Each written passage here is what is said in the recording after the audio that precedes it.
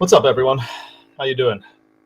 Hope you are all having a good day here. Let me know if you can hear me all right. I'm trying out a new mic situation, so perhaps, I don't know how well y'all can hear me on the new mic setup. If not, just let me know, and I will switch back over to the old headphones there. But welcome to the first major slate of the NBA season. We are in it now. Fantasy basketball season may have started last night technically, but it officially starts today from my point of view. 11 games on the docket tonight. This video is a little impromptu. We had scheduling conflicts get in the way. We had a sort of a bigger preview show in mind for something like this, but you know what? This is going to be just as good. I've got 22 teams to break down. By breakdown, really, we're going to be asking just big questions, big picture fantasy basketball questions that I have for each team heading into the regular season.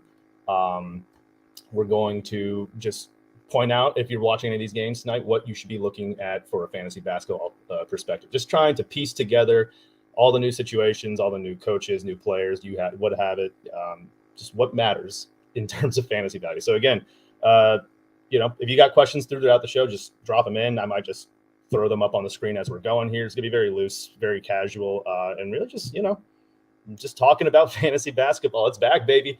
This is a Hoopball presentation, so drop a like on the video and subscribe to the channel to support all the great work going on at Hoopball, not only on this channel, but site at large. And you can follow me on Twitter at Alan Sroki, where I will be doing these type of videos, these watch lists on my Twitter feed more often throughout the year. Those are always very fun to put together. But so is this video here. We got, again, 11 games tonight. It is basketball nirvana time. Let's just dive in. All right, let's just go with first game on the docket. We have the what are we talking about today? We're talking about the Pacers in the Hornets. That is our first game on the docket. We're gonna start with the Pacers side of things. My big question that I'm gonna be keeping an eye out for the Pacers, what I'm watching for, is the Rick Carlisle impact, the Rick Carlisle effect. He is new coach in Indiana. There's a lot of new coaches in the NBA, but I don't think there is a bigger difference in head coaching than the switch from Nate Bjorken to Rick Carlisle, who oversaw one of the most efficient, high-powered, high-paced, fast-paced offenses of all time in Dallas. And, there's definitely going to be an impact on what he's bringing to the table on this team. Now, I'm not an expert in X's and O's. I read people who are a little bit more inclined in that direction. But from what I understand, this is a lot of what Carlisle has brought to the table so far in the preseason. He has really just been a lot of those Dallas Mavericks offensive sets. There seems to be in the preseason, there seemed to be a pretty even distribution of shots. And it's unclear if that was something that Carlisle was doing to get a good feel for all of these new players that he has at his disposal, or maybe if that's just sort of a sign of things to come with a Pacers team that's quite deep and quite balanced in terms of just offensive skill sets. In particular, there's a lot of different ways to go about this here, but I'm curious about Domantas Sabonis specifically. This is who's probably their best player, perhaps their most versatile offensive option. Is he going to be used in any meaningful, different way that impacts his fantasy game this year? He had a 24% usage rate last season, about 6.5 assists per game.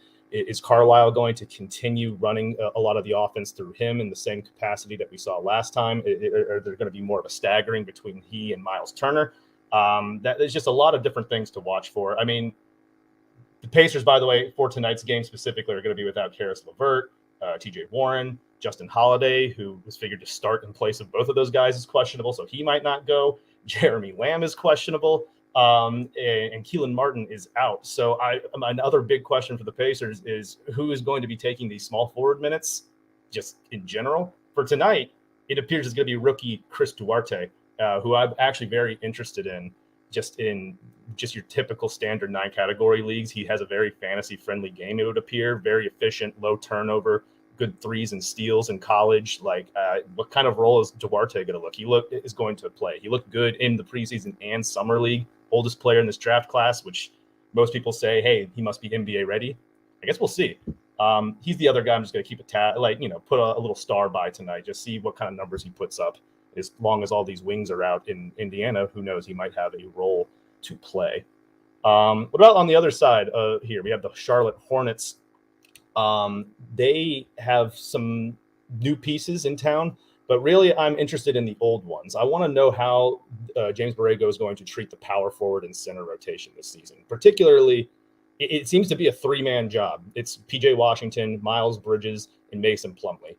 I think that they haven't released starters yet, but it would appear that Plumlee is going to get that start at center, and I think Miles Bridges might get the start at the 4, putting PJ Washington on the bench, which would make a little bit of sense because he can play both the 4 and the 5. Bridges and Plumlee are more sort of locked into those 4 and 5 slots respectively.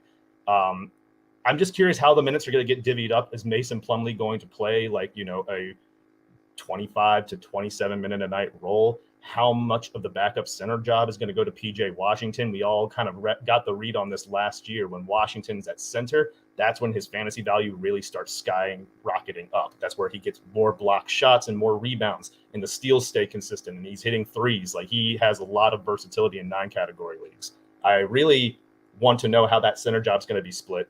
And I really want to see if Miles Bridges can pick up where he left off last year when Gordon Hayward went down with the injury, and Bridges just took this massive responsibility just in terms of usage and shot creation. What we see out of last year, was that real? Is that going to something that he's going to translate a little more into this regular season? That's why I think that he's going to start, just because of those leaps and because of his fit, his chemistry with LaMelo Ball. I really would love to see Bridges continue to take those steps forward offensively. So how many minutes can he get with those starters? And what is it even better for him to start? Maybe he should be in a bench role, staggered a little bit away from Hayward and Terry Rozier, who Rozier, by the way, is questionable for this game, just to keep in mind. But yeah, the minutes for those power forward center spots are really going to be of interest to me. I think all 3 guys could have 9 category league value this season. Perhaps Bridges and I'm going to say Washington might have the highest ceiling just because of the different things he can do in 9-cat. But if Bridges really takes on this role as a number 2 or 2A, 2B option offensively next to Hayward, that could be pretty big too. So that's going to be a very interesting thing to monitor in that game. Let's move on to the next game. We have the Chicago Bulls competing with the Detroit Pistons, 2 teams with some interesting new looks. Let's start with the Chicago side of things. And really, this one's just simple. How are the shots going to be split up between these big 4? And this is not a question that's going to be answered tonight. It's not going to be answered in the following game. It's going to take a while, a good few weeks of data to really kind of get a feel for really just how these shots are going to be split up here. It's the biggest question that everyone in the fantasy basketball community has had about these guys this whole offseason. In particular, how much usage can Levine, DeRozan, and Vucevic get to retain value at the spots that people drafted them at? What kind of role does does Lonzo Ball take as the pure point guard, if you will, for this team? And another thing I'm curious about is, will we see Levine and DeRozan staggered at all? Because I feel like that would make a good deal of sense to have one of those 2 guys run the second unit while the other starters get some rest. In particular, DeRozan would make a lot of sense for that. He has been a primary option almost his entire career, and he would really help out a bench unit that's devoid of primary scorers right now. Kobe White's out. Alex Caruso and Troy Brown Jr. are going to be 2 guys off that Chicago bench that are going to have, probably some decent touches offensively. But I would really like to see what Billy Donovan's plan is to break up the usage between the starters, and if that involves DeRozan running that second unit a little bit more. If he does, that's pretty good for his fantasy value, just in terms of the shots that he's going to be taking, whether or not he can maintain those high assist totals that we saw out of him in the previous season. There's just a lot of fascinating stuff for the Chicago Bulls team. None of which is really all going to be, again, you're not going to find an answer for it tonight. You're going to find really very few answers tonight. I should probably preface that. These are just questions that you should be asking while you watch these games. And as the season goes on, keep them in mind and see how they continue to develop. The other thing to watch here is Patrick Williams. How many minutes, how many shots, where does he get his looks? How does that ankle look in particular? I'm very high on the second-year forward. If you've watched some of the videos that we put out over the offseason, I projected him to be a top 100 player in 9 category leagues, and I'd be really interested to see how he fits as the 5th member of that big Chicago 4. Let's move on to the Pistons side of things here. This one's tricky because the Pistons, I believe it's either Cade Cunningham is considered questionable for tonight's game or he's been ruled out already. If you guys know the answer to that, that I'm just spacing right now, feel free to throw that in the comments. But Cade might not be playing, which means that really my questions are going to be more reserved for the center rotation, which they always kind of were, is my big question for this Pistons squad. I really like Isaiah Stewart. He's going to be their starter in Detroit this year. And when he was the starter last year as a rookie, he looked really good. And as evidenced by how high he went in drafts this year, that hype seems to be pretty universal. I'd want to see how the center minutes are split between he and Kelly Olynyk. Remember, this is a Dwayne Casey coached team, so who else is going to get into that mix? Is Trey Lyles going to play like 18 minutes at center tonight? Certainly possible. But if it's not a straight split at center between Olynyk and Stewart, I'd really like to see them share the floor in some capacity tonight. Olynyk is probably better suited. His fantasy game flourishes when he's the 5, but he's capable of contributing as a 4 as well. You know, he has that stretch. He can stretch the floor a little bit. He can play make a little bit. He has plenty of avenues to be a good complement to Isaiah Stewart in that front court. So I just want to see get the temperature on how Dwayne Casey feels about those two, where they get their minutes. Both can have fantasy value this year. I'd say Stewart more so than Olynyk, but Olynyk absolutely has the skill set to be a top 100 guy in 9 category leagues. So, definitely worth monitoring throughout the first month or so of the season as Casey kind of gets a feel for his new guy and his second-year big man. So that's the main thing in Detroit. Again, we will wait and see other questions about usage between Cade Cunningham versus Jeremy Grant when we have more definitive information on whether Cade is playing. Not sure yet. They're going to take it easy on the guy, as they should. He is their future. Let's move on to the next game. We got the Celtics and the Knicks. We're going to start with the Boston side of things, and there's a lot of questions for the Celtics. Frankly, we're not going to be able to answer pretty much any of them for tonight just because Al Horford is out with due to COVID protocols. Jaylen Brown, it's kind of unclear. He was ruled in by the team, but then Brown told the media that he considers himself questionable. I believe, though, that there was a starting lineup announced. Whether or not Brown plays, if he does play, he'll be in the starting lineup with Marcus Smart, Jason Tatum, Robert Williams at the 5, and Grant Williams at the 4. So big questions this whole offseason are who are going to be the 2 starters next to those 3 main Celtics, Tatum, Brown, and Smart. People have been speculating that we might see Al Horford and Robert Williams starting together, a question we won't get an answer to tonight, obviously. Some have speculated that Tatum stays at the 4, one of those 2 is at the 5, and then you bring Pritchard, Schroeder, or Richardson off the bench. In particular, regardless of how that is oriented, I do think that there's going to be a hefty wing role on this team for one of the 3 guys I have listed below, Peyton Pritchard, Josh Richardson, and Dennis Schroeder. My question is really going to be about which of those 3 kind of breaks away from the other in terms of just the role in tonight's game. I think when Al Horford eventually comes back from protocol, I do think he's going to be the starter, and I will be interested at that time whether or not he starts with Williams or Williams transitions to the bench. Robert Williams doesn't need a lot of minutes to be a really impactful fantasy player. He just needs 24. The Celtics have always had concerns with his knee. They've been always reluctant to play him heavy minutes because the knee, whatever the medicals say about that, there's some concern about his long-term viability as a center in today's game with his athleticism. So they're always going to be finding ways to be cautious with his minutes. It'll be interesting to see how many he plays tonight. Enes Kanter is going to probably get a lot of minutes at the backup 5. I don't think much of anything about Grant Williams. Juancho Hernangomez as well, not really at all. I think one of these 3 guards, though, depending on how many minutes they can carve out for themselves in the Celtics rotation down the line, there could be some semblance of fantasy value there in category leagues. Again, tonight's going to be a little weird to assess any of this because Horford's not in, and if Jaylen Brown's not in, then forget about it. But even then, even if Brown's not in, it'll be interesting to see which of these 3 guards gets priority over the other. Pritchard has second-year guard. He has the most institutional knowledge. Perhaps he gets a bump. Richardson was brought in, and head coach Udoka is a fan of him.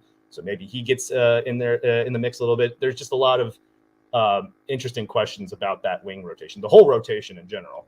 But tonight, if you're trying to look for some answers, it might be easier to do so with these three guys. We're going to take a look real quick at this injury update.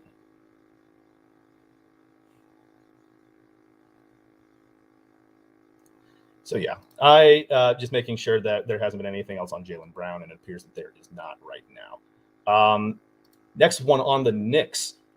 Really, this is going to be about Julius Randle. You know, there was a lot of free agent additions this offseason with Kemba Walker, Evan Fournier in particular, brought in to take some of the offensive load off of Randle. And tonight's going to be a very interesting case to see where his role is compared to how it was last year. A reminder on the season, last season, Randle was playing about 38 minutes a night, 18 and a half shots per game, and something in the neighborhood of about 6 assists. Those shots and assists are almost certainly going down. You have a real point guard in Kemba Walker, who we all know the injury history, but when he's out there, he's definitely going to take a ton of usage away from maybe not a ton, but Randle's not going to be expected to just orchestrate everything out there. Fournier, in a very similar vein, was brought in to bring more offense than they had out of Reggie Bullock last year, who was really just more of a spot-up three-point shooter, and he was good at that role. But Fournier can do stuff off the dribble. He's a good secondary playmaker. He has a role to play as well. So just how Thibodeau works that balance, whether or not he still sees Randle as the unquestioned number one option, and he is. Let me just backpedal here. He is the number one option. There's no doubt about that. But the degree to which he's a number one option, how is it going to be? How many shots is he about to lose out this season and assists? Because that is going to have a big impact on his 9-cap value. Not to mention that RJ Barrett is still in the wings here and has perhaps the highest ceiling offensively of any of these guys. And maybe he takes another step up. So there's a lot of questions there. And the other thing, too, is just Mitchell Robinson. He's going to be in the starting lineup. I'm pretty sure Nerlens Noel is doubtful for tonight's game. So I'm going to be just interested to see if he can stay healthy this year. Really a couple freak injuries. It's not like he was tearing ligaments and had knee problems. I mean, he broke his hand and then his foot on two separate occasions. Robinson had a lot of hype going into last year after being, rookie year, hopped on the scene and was blocking shots like a madman. He dialed that back when he became the starter, played really smarter. He, as we see with a lot of these big men who have these tools and can block shots out the building, they tend to take a step back as the years go on because they keep fouling and don't play enough. So coaches get in their heads and they're like, hey, work a little harder on staying out on the floor there because you're not going to be able to play as much as we want you to if you're just swatting at everyone and everything. So what are the block numbers going to look like and how long can he stay out there? Can he really rip the job away from Noel and get that Thibodeau minute share, 30 plus minutes a night at that 5 spot? And really, at that point with Robinson's skill set, he could be a huge fantasy asset this year. So that's another interesting thing to take a look at. I'm going to take a quick break from just going on the team-to-team breakdown just to remind y'all to check out some of the stuff that we had on the Hoopball YouTube channel. Subscribe if you haven't already. I'm going to take a look at a couple of comments too, just, mix it up a little bit. I have not really read through everything that y'all have said. I'm sure that there's some questions that vary on what I maybe have talked about or just fantasy questions in general. But let's just, we'll just roll through some of the ones that we have here at the top. From Gaterno here, you're asking about who should start tonight between Miles Turner and Jeremy Grant. I can give you an answer on that if you tell me what kind of league you're in. For all of you guys, by the way, if you want to ask questions about your specific leagues or your teams, I want to know league size, league type. Really just those things in particular are very important because there's a lot of different ways I can answer that question.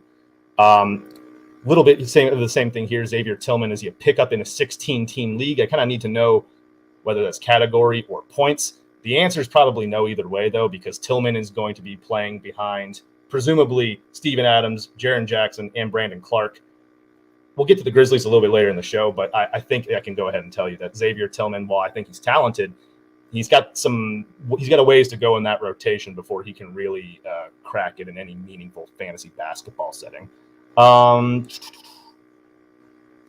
Here's one. What do you think about Najee Marshall or RJ Hampton as a 16-team league flyer? Again, it depends on category or points. league format. And I'm going to talk a little bit more about Najee Marshall when we get to the Pelicans section, so I'm going to save it for that. But as far as RJ Hampton is concerned, I think that he's a pretty interesting 16-team flyer, simply because he has an opportunity to play a meaningful role at small forward for this Magic team this year, who of all there's so many questions for that Magic squad, but of the real pertinent ones, who's going to play the small forward minutes is right up there, and Hampton has an opportunity to be in a part of that equation. I like him more than Marshall in a category league setting, so assuming that's what you're discussing here, I'd probably lean Hampton as that preferred flyer. But yeah, and I'm going to go back to the teams in a second, but just to return to some of the, you guys specified a little bit here. 8-man points league from your question earlier about who you should start between Turner and Jeremy Grant. I'd probably lean Grant if this is just a standard points league format for ESPN or Yahoo. Down here, and you and Van Stacy Go, you said in a roto league. Yeah, same deal. I think Xavier Tillman's got a ways to go before we can consider him as a fantasy option. We just need to see how that rotation shakes out. But let's just jump back into the proceedings here. We left off with the Celtics and the Knicks game. We're now going to move on to the next game on the night, the Wizards versus the Raptors. And the Wizards, what we're watching for them is everything. This is a team that has question marks at every single spot on this roster, aside from Bradley Beal. Point guard. The question I want to know is, it's not a matter of how much Spencer Dinwiddie is going to play, but really how many shots is he going to get up? How does he fit next to Beal? Really, just is he the unquestioned number 2 on this team? You'd think he would be, considering he was the priority in free agency, and just historically speaking, Dinwiddie just profiles as a guy who's going to take a lot of shots on this particular team. But I'm fascinated to see what the usage is, how the playmaking duties are split up between he and Beal, because I know that Dinwiddie's the point guard, but Bradley Beal is going to run a lot of this offense. I mean, I think that there's a world where, functionally speaking, Beal is the point guard and Dinwiddie's the shooting guard. So I'm very interested to see just functionally what his job is on the floor. Is he getting other guys involved? Is he running sets for Wes Unseld Jr., or is he cutting to the rim? Is he trying to spot up for open threes in the corner? Like, what's Dinwiddie going to do? As far as the forward spots, to my knowledge, Rui Hachimura is not going to be playing in this game, which means that Kyle Kuzma probably gets the nod as that starting power forward. But those two are going to be competing all season long, and neither of them are my favorite kind of options in category leagues, maybe more so in points leagues. But it'll be interesting to see what roles they have just in this offense. Do they separate themselves from guys like Kentavious Caldwell-Pope, who he could be their starter at small forward, or at least play a starter share of minutes? Good 3-and-D wing, who honestly has gotten pretty underrated over the years after being in LA. I think that he has a shot at really cementing a solid role for this Wizards team. Deni Avdija, second-year forward, had that pretty bad, gruesome leg injury to end the season last year, but he appears to be healthy and good to go. He displayed a very interesting 9-category league stat set. He's just one of those do-it-all forwards who, if his efficiency gets to a pretty solid and reliable point, can be helpful in rebounds and assists, get you some threes, maybe get a steal involved in there, low turnovers. He's the guy that might have the highest ceiling of these wings, forwards, whatever you want to call them, in the Wizards rotation. I want to see if he can compete for that starting small forward job with KCP. I mean, there's really just I have no idea which way they're ultimately going to go. This team just has so many options. I haven't even talked about Davis Bertans, who's paid to play as much as any of these guys. It might play the least, frankly. After what happened to him last year, the shot just completely just going from is reliable, the Latvian laser going from reliable consistency to the opposite of that. And then, of course, the center rotation. Daniel Gafford is likely going to be the starter. How many minutes can he play? Is Montrezl Harrell going to have a decent usage role off the bench in that 6-man role that we've kind of known from him for over the last several years? How are those minutes divvied up? Can Gafford stay out there long enough to accumulate the blocked shots and high field goal percentage that we all drafted him for? I have big expectations for him this season. But yeah, lot to watch on the Wizards there. The team that I have that they're my big blind spot in terms of what to expect, because there's so many guys on this team that are brand new and frankly none are all that much better than the other guy. So there's just numerous different directions that they can go. And it'll be interesting to see Just again, not just this game, but several games down the line, who sort of separates themselves from the fray and really just earns the lion's share of these small forward and power forward minutes. The Raptors are another interesting team because now I'm interested in seeing who the man on this team is offensively. Pascal Siakam is not going to be playing in tonight's game. He's at least another week away. We're still unclear when he's going to get back on the floor from that shoulder surgery. But Fred VanVleet and OG Anunoby figure to be the main core guys on offense tonight. I imagine that those two will be leading the team in shot attempts. Fred VanVleet, though, is transitioning to a different role because now with Kyle Lowry out of it entirely, VanVleet is the primary point guard. Like those two were able to split the duties in the past. Now it's Fred VanVleet and Gary Trent Jr. in that starting backcourt. How does Fred VanVleet's fantasy game?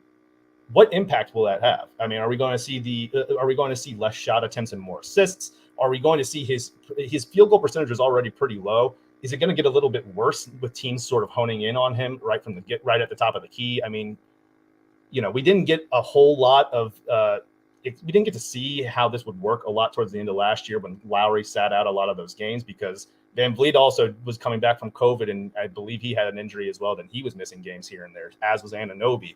We saw Malachi Flynn playing a lot of minutes, and frankly, he's another guy I'm interested in this season because I think he's their first guard off the bench. He has a very interesting fantasy stat set. Can he play over 20 minutes a night and at that point guard and shooting guard spot next to VanVleet or vice versa? I mean, does he get the rebounds, assists, and steals? The thing with a Nick Nurse team is this: definitively that he loves running with his starters. There's a lot of fantasy value that comes in with that. High minutes in the 30s for VanVleet and Anunoby. Scotty Barnes is someone who had a lot of hype from this preseason, and he's going to play a lot. What does that look like? What does the stat set translate in real NBA action, like the big boards, assists, and steals numbers? I mean, again, this game is one of the ones I'm going to be watching very closely because there's just a whole lot there. There's a whole lot we just don't really know yet for this squad, for both teams, the Wizards and the Raptors. But yeah, the shot distribution in Toronto is going to be pretty interesting as long as Siakam is out. The next game is the Cleveland Cavaliers and the Memphis Grizzlies. And we're starting with the Cavs, and this is a very simple thing that I'm watching. I don't even know if you could – this is more of a plea than watching anything. But you don't have to do this, JB Bickerstaff. It doesn't have to be this way. I am talking about this report that we saw earlier today. Chris Fader, I think maybe it's Fader from Cleveland.com, pretty plugged-in beat guy for the Cavaliers. He dropped a bomb on us relative to the Cleveland Cavaliers that Lauri Markkanen has the inside track to start at small forward, pushing Isaac Okoro to the bench or to the 2. And there's a whole lot with that. That is bad. Just not ideal. We're talking about a lineup of Darius Garland, Colin Sexton, Markkanen, Mobley, and Jared Allen in the starting lineup. No wings. The Cavs don't have any wings, so I guess that it's just not shocking. But Markkanen at the 3 experiment, you could find a Bulls fan in your life, and they might start crying in your arms about what they witnessed when that happened. I mean, he's just not a small forward. It doesn't matter that he can shoot out there. He can't defend worth a lick. The Cavs obviously have spacing issues. They have for a while, and they brought Markkanen in to address that, but not like this. JB, it doesn't have to be this way. Isaac Okoro is the best defensive player on this team, and I know it more of a real-life, really good player than fantasy necessarily, but stymieing his production for a Markkanen at the small forward kind of job seems like a pretty big misfire. I read that some of this might have to do with the fact that Colin Sexton might not be a part of this team's long-term plans. They kind of envision trading him eventually and then having Okoro being more of their starting shooting guard. So they're probably trying to establish something early on where Okoro is just more of a 2. But regardless, Markkanen at the 3 is not something that is going to work very well on the floor. I'm interested to see how this wing rotation works out with their non-wing in Markkanen presumably playing a lot of these minutes. I mean, again, this isn't definitive. They haven't released any lineup information, But Chris Fader at Cleveland.com says that this is kind of where things are trending in Cleveland. That is less than ideal for some of these other guys. We have to keep a close eye on that one. Grizzlies side of things, Jaren Jackson Jr., he's coming into the season healthy. How does he look? Brand new contract. How many minutes is he going to play at center? He's presumably going to start alongside Steven Adams, but there have been a lot of there've been a lot of plans, at least talked about through local Memphis beat writing, that the Grizzlies want to use him more as a center this season. So what does that do for his fantasy value in terms of blocked shots and 3-pointers? We see the rebounds go up at all? There's a lot of interesting areas to assess in regards to his role in the rotation. And then DeAnthony Melton, we all know the deal. I'm always, me and everyone else at Hoopball, sing this guy's praises. He's a per minute monster. And I just think that this is something that's going to go, very well for him this year, now that they've cleared out some of those minutes at the 2 for Grayson Allen out in Milwaukee. And Dylan Brooks, Dylan Brooks is out with some injuries concerns right now, and he is going to without him in the fold, that's going to create a little bit more opportunity for Melton. If he gets over 20 minutes a night, I like his prospects just going forward. Now, guys, I need to take a quick break real quick. Just need to step away for 1 second. I'll be right back to finish out the rest of these teams that we're going to be previewing. Just 1 second, please.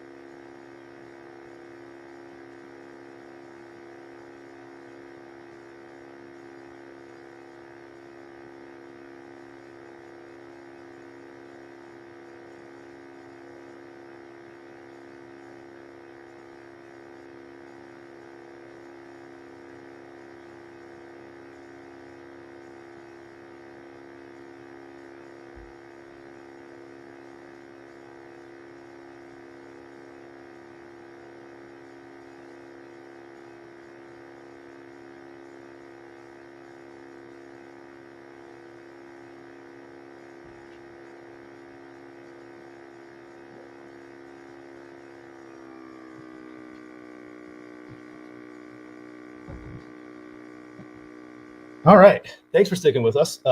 Sorry, there are little technical difficulties there. But we're going to go ahead and finish out the rest of these teams here. We have the next game on the docket is the Houston Rockets and the Minnesota Timberwolves tonight. We're going to start with the Houston side of things. Small forward rotation. That's an interesting question. We kind of have known for a while now that Kevin Porter Jr., Jalen Green, Christian Wood, and Daniel Tice were going to be those first 4 starters. And the question has been a little bit about who starts at small forward. Is it Daniel House? Is it Eric Gordon or Jayshawn Tate? I've personally been thinking it was going to be Tate and advocating for it. Tonight, the Rockets have announced that Eric Gordon will be in that starting lineup at the 3, which is an interesting look. I mean, the Rockets are loading up on shooters between Porter Jr., Green, and Gordon at those point guard and wing spots. I still am interested to see how many minutes they ultimately all play. Gordon is a guy that's definitely a trade candidate for this season. I don't think he just doesn't factor into their plans long term. He has not been able to stay healthy. Maybe this is a little bit of the Rockets showcasing his health primarily to other interested teams and how he fits, just how he just looks in 2021. There's always a conversation about showcasing players, and very rarely, I think it's one of those overblown things where people are overlooking the fact that everybody in the NBA knows what players are capable of. Nobody who has watched Eric Gordon for as long as he's been in the league has any questions about what kind of player he is. It's always going to be about a player that no one's ever seen before or a player who's always hurt. And Gordon is a guy who's always been hurt. So he could be one of these players who has a larger role at the beginning of the year, showcasing his health, and then perhaps finding a suitable trade partner, some contender needing his offensive creation and his deep floor spacing ability. So how many minutes does he play? Does Jayshawn Tate get into the mix at all? In particular, I think that Tate has the much higher category league ceiling. it would be nice to see him get involved in that capacity a little bit more with, I just want to see how many minutes he can get. I believe House is not going to be playing in tonight's game either because he's celebrating the birth of his child. So congratulations, Daniel House. When you return, we'll have more questions about how he factors in to that small forward rotation. I mean, in general, too, we're going to be watching, of course, the debut of Jalen Green, how Kevin Porter Jr. looks as the full-time starting point guard. But again, these are things that we are going to – I mean, I think I could just tell you off the bat, those two are going to take a lot of shots. They're going to command a ton of usage, and they might turn the ball over a good amount. So that's another thing we'll just evaluate over the course of the season. The Timberwolves, do they pick things up where they left off last year when Chris Finch took over? I mean, I believe that the Timberwolves finished out the year as a 500 team, 14 wins, 14 losses. I don't know, ever since Finch took over and Karl Anthony Towns returned to the starting lineup. I really am interested to see primarily like what that looks like, because after he did take over, we saw Karl Anthony Towns and Anthony Edwards split usage right down the middle. I mean, these guys, maybe not usage is the right word, but definitely shots. They were both averaging over 18 shots per game. This came without D'Angelo Russell and Malik Beasley. Those two were out of the lineup at different times and at certain points out at the exact same time. So that's obviously going to factor into how many shots Towns and Edwards ultimately get. But what we did see, what we can take away there is that Finch envisions Anthony Edwards as a 1B to Karl Anthony Towns as 1A in the offense. And that's pretty big because, at least for Edwards' fantasy value, he was playing at a top 50 clip when his efficiency came around last year, when he got this large usage and responded with better field goal percentage, better just effective field goal percentage in general. I mean, his true shooting numbers were up. Every metric that assesses efficiency, Edwards had a giant leap when Finch took over. Whether that's on Edwards' personal development or the way that Finch set him up, I can't tell you that specifically, but what I can tell you is that Anthony Edwards is a more valuable 9-category league fantasy player, or he was, when Finch took over and how that season ended. If the Timberwolves are competitive, it's going to come on the heels of Edwards being a focal point of that offense. And I'd be fascinated to see if he continues to be at the head of that offensive attack and whether or not he justifies that top 50 valuation that people had for him in 9-category league drafts this season. We have about 3 or 4 games left to get to, and then I'm going to answer some of your questions on stream before we wrap things up here. 76ers and the Pelicans is the next game we're going to discuss. We've talked so much about Philly. Obviously, the huge Ben Simmons news from yesterday. He's suspended for this game.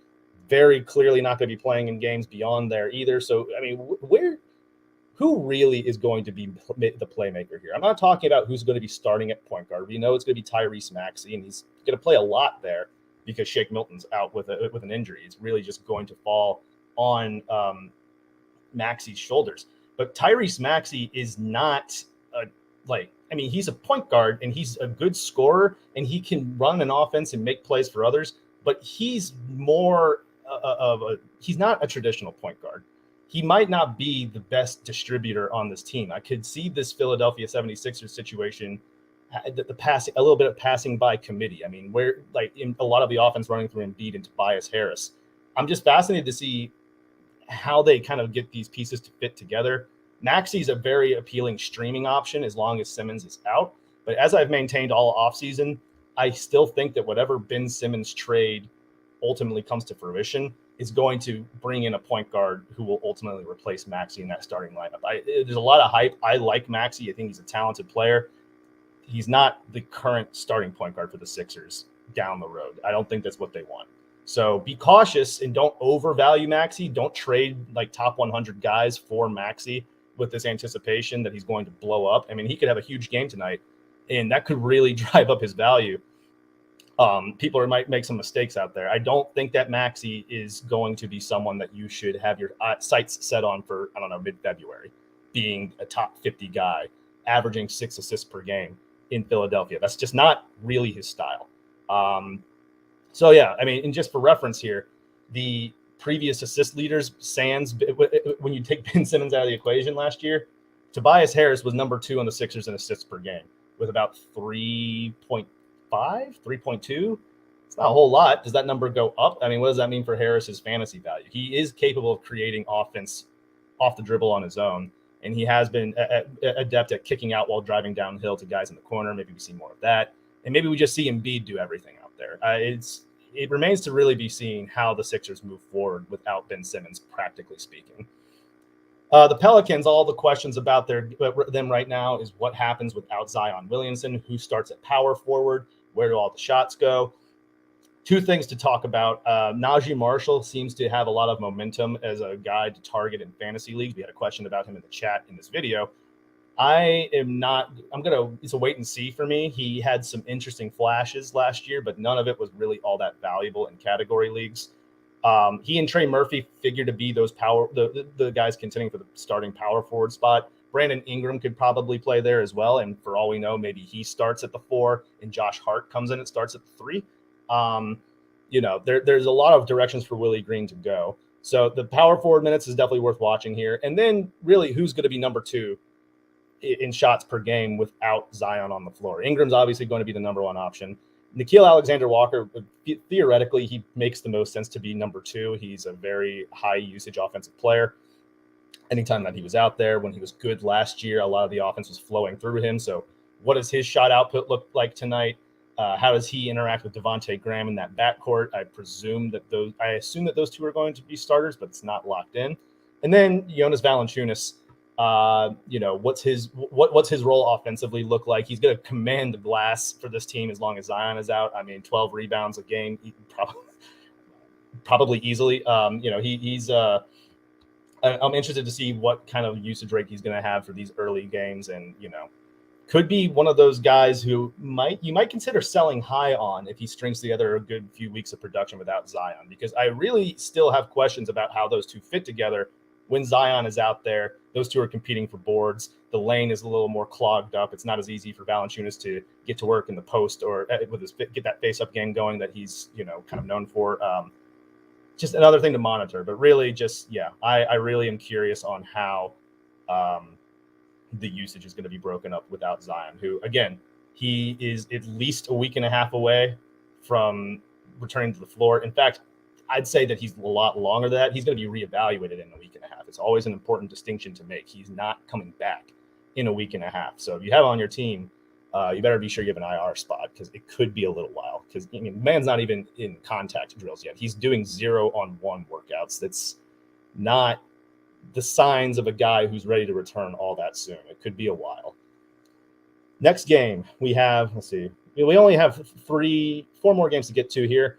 The Orlando Magic, I am watching everything, every single thing. There's not a position on the floor for the Magic that has a consistent answer to it. Where are the minutes between Jalen Suggs and Cole Anthony? How's that going to be split up? Who plays primarily at the 2 and the 3? Are we going to see a ton of Gary Harris doing nothing out there statistically? Is Terrence Ross going to come in and average 16 shots per game? RJ Hampton, we talked about him a little bit earlier. Is he going to have an opportunity to crack that small forward spot? I think Chuma Okeke is out for this game, and so is Jonathan Isaac. So who even plays at power forward? Wendell Carter Jr. versus Mo Bamba for center minutes. How does that split work? Both could have fantasy value in 9 category leagues. I mean, there's nothing. I think I mentioned that the Wizards were the most confusing fantasy team, or the one that I had the biggest blind spot on. This Magic team's right up there, especially tonight. I have no answers for pretty much any of those questions. I am just curious to see where the minutes fall, where do the shots fall. You figured Jalen Suggs will start at point guard. I think that we feel pretty confident about that. And Wendell Carter also probably figures to start at center. But beyond those guys, I don't have answers. Not for tonight, and definitely not down the road. So just watch everything for that Magic team, because it's going to be kind of tough to get a read on for a little bit, at least until we see Okeke and Isaac back too. There's just going to be questions looming just for a while. Spurs, who is the number 1 option really? It's going to be DeJounte Murray most likely, but Derek White definitely has a case for this job. I mean, DeRozan out of the picture. He was very durable in San Antonio, so we rarely got to see them play without him for long stretches. So there's got to be some question marks just about usage leader. Who between White and DeJounte is more of the playmaker on this team. Are we going to see Derek White being more of that threat from the outside? How, do we see them play a little more pick and roll with Keldon Johnson, who's another candidate to really take a large leap in shots per game with this team? And then there's the matter of Doug McDermott and Thaddeus Young. McDermott has started at the forward spot along Johnson in a lot of their preseason games. He was their first signing in free agency. I have a feeling that he might be their starter tonight, but he has no real fantasy value. Thaddeus Young, on the other hand, does, as a guy who can get you those boards and assists and steals. What's his role going to look like? How many minutes can he be out there for the San Antonio team? Is he a 9-category league option? He's on the wire in a lot of leagues right now because I think most people, me included, weren't expecting him to be in San Antonio by opening night, but he is, and he's going to play because he's the kind of player that Popovich absolutely is just going to love having around. I mean, it's just those two are a match made in heaven. As we saw in Chicago last year, Thaddeus Young is really a safety valve out there for young point guards or teams that are still trying to learn just defensive schemes and positioning in the NBA. He has a role to play for this team early on, I'd like to think. Oklahoma City, a lot of questions for this team as well, but one that I have to address just because there's a lot of hype around this rookie right now, Josh Giddey. Was the preseason stuff real?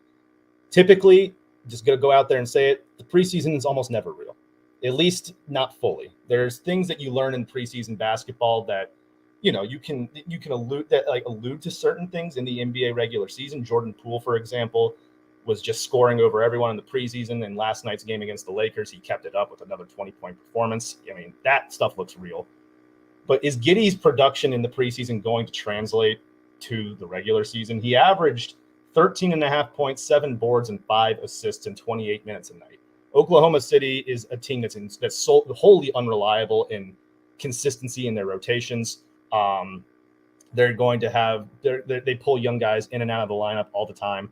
Giddey figures to start at point guard alongside Shai Gilgeous-Alexander, and he does have the makings, it would seem, of a very appealing fantasy game, but I'm not sure what's real there yet. So I would like to take a few games, really, a few weeks to assess what kind of NBA player is he. Is the hype overblown, or is this guy a rookie of the year contender?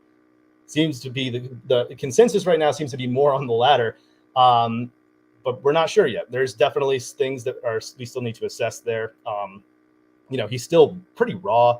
The outside shot isn't, I don't think, necessarily a guarantee. Those percentages could get pretty rough. The turnovers could get pretty rough, but the rebounds and assists could be real from the point guard spot, and that is definitely something that is valuable. My hat's just getting in the way here. Let's see here. That's next team that we're talking about. The Thunder are playing the Utah Jazz. This is going to be a blowout, ladies and gentlemen. I don't think there's any real debate about that. And I'm going to be honest, there's no questions I have for this Jazz team. They're going to be about the same as they were last year from a fantasy basketball perspective. They didn't bring all that many guys in. They have Rudy Gay, who's, I think, out for this game, so he's not even going to play. He's their biggest new addition. But, Donovan Mitchell is going to score 25 points per game. Rudy Gobert is going to be a shot blocking menace. Joe Ingles and Jordan Clarkson are going to be productive bench players and probably productive end of your bench 9-category league players. Mike Conley, there's questions about how many times he's going to get rested this year, how many games he'll ultimately end up playing, but he's going to be great when he's out there, and he's going to play tonight. So, yeah, we can just move on from the Jazz. Nuggets. Where do the backcourt minutes shake out to? How much usage does Michael Porter Jr. hold on to?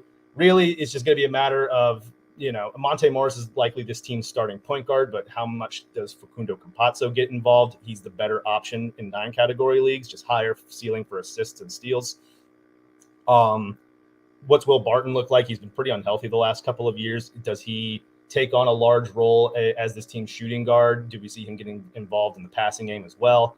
Bones Highland is a name that everyone's very interested in. What does his role look like in that backcourt rotation? But really, Michael Porter Jr., he's stepping into the Jamal Murray hole on offense. He's going to be a force to be reckoned with all season long, just in terms of his ability to get a shot up against any defender in the NBA. Does the efficiency hold up with the usage is the big question with him. because part of his fantasy value is that he's able to get you 3-3-pointers a game while shooting he's near 55% from the field last year. He was a third option too, behind Jokic and Murray. Now he's debatably the number one. He might take more shots than Jokic per game this season. That's not impossible. What does that mean for his usage? And does it knock him far enough to where he's not that top 30 player that people were drafting him as? Again, not a question you're going to get a full answer to tonight, but something to keep in mind. On the other side of this game, we have Phoenix Suns. There's no real questions for them either, kind of like the Utah Jazz. They're going to be rolling with their starting five. The one thing I want to point out for this team, though, is that I think that Cam Johnson and Cam Payne are guys you should put on your watch lists. Just throw that little star by them on the waiver pool and wait, because Chris Paul and Jay Crowder are coming off of finals appearance 3 months ago. Jay Crowder actually is coming off of 2 finals appearances he's been in the NBA finals twice in the last year. The reality is, with this little rest in between seasons and how much they had to play through that finals run, these 2 guys are candidates for injury and they're candidates for rest. And Cam Johnson and Cam Payne are very productive backups who figure to have some very interesting fantasy value if either of those 2 miss any time. It's not going to be tonight, but just watch these 2, particularly Cam Johnson, who's still a young developing player and theoretically could contend for that starting power forward spot, whether Jay Crowder is healthy or not. He's the guy that I want to keep an eye on primarily. But if Chris Paul goes down, Cam Payne is one of the more appealing backup ads that you could make in fantasy hoops this year. The final game on the docket, and then I'll get to a few of your questions before we wrap up here. The Sacramento Kings. My real question is, what's Buddy Hield going to be doing on this team? Because he's going to be a bench player. Tyrese Halliburton is that starting shooting guard, pretty clear. Buddy Hield was traded publicly. It was known that he was traded to the Los Angeles Lakers before the Wizards swooped in and dealt Russell Westbrook. Where's his head going to be at? Does he even want to be there? He's already got to be checked out because he knows the team is trying to deal him. He's been traded for a while now. Is he going to embrace this role off the bench? Can we expect Buddy Hield to give us top 100 value in a bench role, leading that unit with his touch, or is he really just going to be checked out and waiting until he gets moved? We see that happen all the time with these trades that happen in the public, but then ultimately fall through. When those players go back, they know that they're out. All right, the writing is not on the wall; it's on Adrian Wojnarowski's Twitter account. It's out there. Cat's out of the bag. We'll see how it goes. Sacramento's got a whole lot of issues in terms of just Luke Walton's not very popular. We have that whole Marvin Bagley story from yesterday about how he's not in the rotation, and now they're publicly demanding that the Kings get their act together.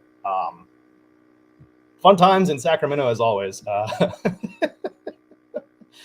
But Buddy Hield is he's the guy that I'm going to have the most questions about. And finally, the Portland Trailblazers. Yusuf Nurkic. Yusuf Nurkic. What is his role going to look like this year? I mean, not his role. We know what his role is going to look like. What's his health going to look like this year? He missed almost all of last year with a wrist injury. He was already pretty fatigued from a bubble run. He broke his leg the year before. It's been a real up and down course of events for Nurkic, but the fantasy game is unquestionably real. He looked pretty good. He looked like he had rekindled some of that value during the last month of the season last year, and he's coming into this season healthy. What's he going to look like? See that top 40 player at a Nurkic where we see the offense running through him more. We see his shots at the rim going in a little bit more. The steals go back up. I'm curious to assess his health. Junior, their newest addition to the front court. Nance was acquired from the Cleveland Cavaliers when they traded for starting small forward Lauri Markkanen. Nance is going to be a very productive bench player for this team. I fully anticipate can play both the 4, 5. Can he get? Because if he gets up to like 24 or 25 per game, that's going to have some pretty decent fantasy value in 9 category leagues. So I'm very interested to see if he can carve out a large enough role between Nurkic to. That's what to watch for Wednesdays. We again 22 teams going tonight, 11 games. It's going to be pretty interesting to see how a lot of these different things shake out. Plenty of questions that we're just going to have all season long. And now let's just talk about the ones that you guys have for tonight. We're just going to go rapid fire through some of these right here. Scrolling up to the top here from Ian. I'm in a 10-team roto league with a 4-center cap, and I'm wondering if it's worth dropping Olynyk for Daniel Gafford. That'd be my only option to drop. Okay. I like both of these guys in a 9-cat league this year, especially in roto. I think that in a 10-team league, I think I'm going to prefer Daniel Gafford, though, especially early on in the season where he's only competing with Montrezl Harrell for minutes. This is a roto league, so it counts. Everything in the early season counts to the end of the year, too. I think that Gafford is going to play more than he might later down the road. He's going to have a lot of block shots early on. I think he's going to make a pretty impactful his presence will be known pretty early on. I think it's more of a guarantee than Olynyk, who could play, who's going to be learning a new system. His minutes are going to get yanked around. His position on the floor is still up in the air. Gafford would probably be my choice in that kind of scenario. Let's see here. Another question we have. Nate. Need to activate Jaylen Brown in a 9-cat head-to-head league. Drop Malik Beasley, Terrence Mann, one of Terrence Mann, Beasley, and Poku. Poku's a name that I didn't touch on in the Oklahoma City breakdown because I just don't know what to expect from him. He played a lot at the end of last year, but that was a product of a lot of the core guys in Oklahoma City not being around. I think he's still pretty raw, even if his upside is unbelievable. He's the person I probably feel the least comfortable about of that group. I'm also pretty low on Malik Beasley. I think that his usage is going to, fall to a level where his fantasy value will go with it, dependent on shots per game. I'd probably, if you really are like the upside with, you really want to see a few games and see have that play out, see how many minutes he can get. You can hold on to him, and I think you can drop Beasley, and you won't regret it that much. So I guess go ahead and drop Beasley if that unit. What else we got here? We have got some questions about Nick Claxton. A lot of you are interested in what he showed against the Bucks last night. That rapport that he had with just kind of as this lob threat roll man. I think that he's definitely worth rostering in standard leagues, non-category standard leagues in particular. His free throw percent is pretty poor, but in questions about whether or not his role was matchup dependent or if he is that starting center going forward, he definitely should be over any of those other guys that they have as options at the 5. But yeah, I think that he's a worthy add in pretty much all standard league settings. Let's see here. Questions about whether or not Ayton is less motivated because he didn't get his deal. I don't see that at all, because Ayton is going to get paid no matter. The Suns are going to pay him no matter what. An offer sheet for a max deal no matter what. It's not really – I don't see this as something that's going to weigh on him all that much this season. The Suns are a title contender for all intents and purposes, and I think Ayton's a big part of that. Is pretty cohesive, and they all know where their ceiling is. I think that you're looking into I think you'd be looking into things a little too much to assume that Ayton might take a step back because he didn't get paid. In McCall Bridges and Landry Shamet SpongeBob meme where they and Patrick are running outside and Ayton is through the window all sad. I don't think that's going to happen. This man's going to get paid. Doesn't really matter when. It doesn't really matter who, because he's a restricted free agent. The Suns will match whatever he gets thrown at him. No, I do not think he's going to ask for a trade. Any thoughts on Eric Bledsoe? Could he be rejuvenated with a team? Maybe. He is. He's kind of favored to start alongside Reggie Jackson. And I think that there is a world where he could, he's playing, he played primarily point guard in New Orleans. And I think that in that setup, he'd be more of their table setter, whereas Jackson has more of that catch and shoot threat. I think there's a world where, I don't think that he's the worst guy to have at the very end of your bench, just to see the role that Tyrone Lue gives him to start to see what the minutes and shots look like. I don't have that high of expectations because Bledsoe's looked pretty bad for a couple of years.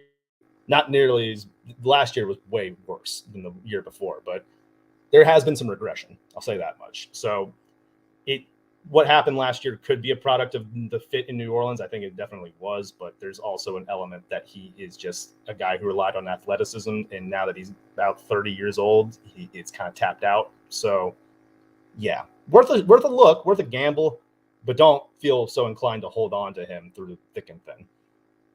And we'll do one more question here, general question here from Sammy. How do you feel about having multiple guys from the same team? I have 3 pairs of players playing on the same team. Now, when you say that you have 3 players from the okay, no, you have 2 guys from the same team for 3 different teams. So 6 players here, and that's fine with me. I think you get a little dicey when you start rolling with 3 and more from the same team, especially if you do that with like multiple teams. It's just like any good portfolio, it's good to diversify. And the more guys that you do have on the same team, competing for the same, a lot of the times, not always the case. Like for example, you could have Chris Paul, Mikal Bridges, and DeAndre Ayton on your team, and that'd be fine because they all come across value in ways that they're not going to get in each other's way. They're not going to compete with Paul for assists. They're not going to compete with boards. So catch and shoot. Bridges gets his offense through the team. They're not going to get in the way of him getting steals and low turnovers and all that good stuff. So it's dependent. Like for example, I wouldn't want to roster Zach LaVine, DeMar DeRozan, and Nikola Vucevic. That seems like a type of thing where all 3 of those guys are going to be taking away from each every other night. Like one night LaVine might be going off and DeRozan. I'd probably prefer having another team in that scenario who could perhaps get his own shot and not be impeded by LaVine going off. It's really situational, I think. But I don't see yours. I think it's fine to have 2 guys on the same team across games. Rarely does that kind of factor into who I do or don't take. One final question. We'll do last one here from Checo Flair. Bane or Mann on 9 cat head-to-head? I'm going to lean Terrence Mann just because I think that his game is more suited for that. Look, Desmond Bane's going to play a lot for Memphis, going to probably average a ton of threes per game. But I have a little bit of a fear that Desmond Bane's fantasy game at this stage of his career is like Eric Gordon's, where it's threes or bust. Bane didn't really show that much of an aptitude for, I don't know, any other stats beyond the threes and scoring last season. And he looks great. He looked amazing in the preseason, and he's probably going to be even better than he was last year. But in a 9 category league, I need to see a little bit more and be more assists before I can feel confident that he's going to be a 9 category asset. That's the video today, guys. That's what to watch for Wednesdays. Drop a like on the video and subscribe to the Hoopball YouTube channel if you appreciate stuff like this and you want to see more stuff like this. We will be checking in sometime over the weekend. I'm going to be taking a few days off. But again, follow Fantasy on Twitter. Follow me on Twitter. If you want to ask more questions offline, I'm happy to answer them here. I love getting into this stuff. So yeah, appreciate y'all checking, and we will talk again next